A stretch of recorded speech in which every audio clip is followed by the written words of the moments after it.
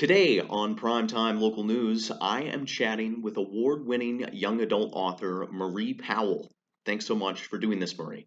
Thanks. I'm happy to be here. So before we really get going here, could you just tell our viewers a little bit about yourself, maybe about your background as well as your previous works? Oh, sure. Well, I'm an author, very grateful to live on Treaty 4 territory here in Regina, Saskatchewan. And my new series is medieval fantasy. It's Last of the Gifted is the name of the series. And I have more than 40 children's books published by traditional publishers like Scholastic Education and Amicus and Learner, others, but this new medieval fantasy series, um, I published with, or I had published by Wood Dragon Books here in Saskatchewan with support from Creative Saskatchewan. And I would say it's really my heart project in a sense. It's based on a little bit of family lore, a whole lot of research, and and some travels that I took to Wales. And I uh, I think that's basically um, enough maybe about me. I write short stories and poetry, and I write nonfiction as well. But I really do think that Last of the Gifted is my heart project. And so you're here to talk about the audiobook release of your fantasy adventure novel, Spirit Sight. Could you provide a little bit of a synopsis of the book? I would love to. Yeah.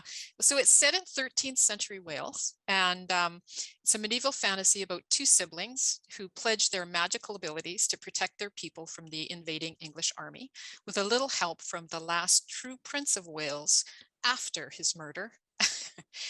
Hugh is a warrior in training with a special ability to control the minds of birds and animals, and his sister Catherine can see the future in a drop of water. In Spirit Sight, the first book, Hugh uses his gifts to spy for the last true Prince of Wales. But when the prince is ruthlessly murdered, um, the prince's spirit melds with Hugh's, and that helps Hugh in fighting back against the English.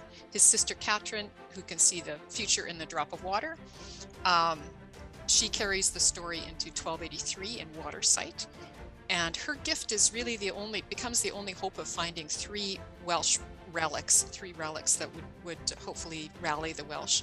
And but she can only do that if she can outwit the English lord who wants to use her gifts to capture the would-be Prince of Wales, Llewellyn's brother, David. And Hugh is on the run with David and the dwindling Welsh army, and when they're betrayed, Hugh's gift actually threatens his humanity. So with her brother trapped in his magic and her betrothed in an English jail, Catherine faces an impossible choice: save her brother or save the one she loves. And Spirit Sight actually won bronze at the Moonbeam Children's Book Awards. So I wanted to ask you about that honor. Maybe where were you when you found out, and what does the award mean to you? Well, with COVID, it's a little different. Often with the Moonbeam, people get to go to a big, gala in the States and all that and get their award, but that hasn't happened because of COVID. I don't know if it will or not with our year. So basically, it was an email. We found it by email that we got, but the award is kind of gorgeous. It's a big bronze medallion, and it's actually quite like I thought. Oh yeah, but it's actually quite heavy, so it's kind of cool.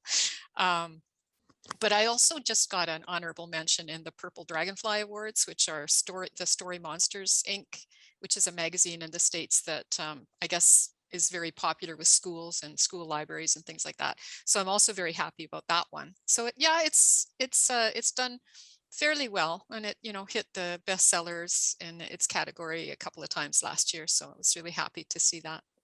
Then I also just wanted to ask, what else do you have going on right now? Are you working on something? What's new with Marie Powell? Yeah, sure.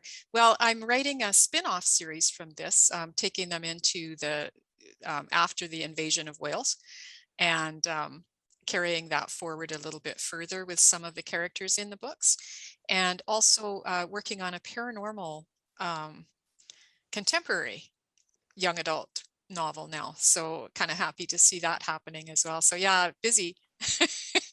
Always busy, right?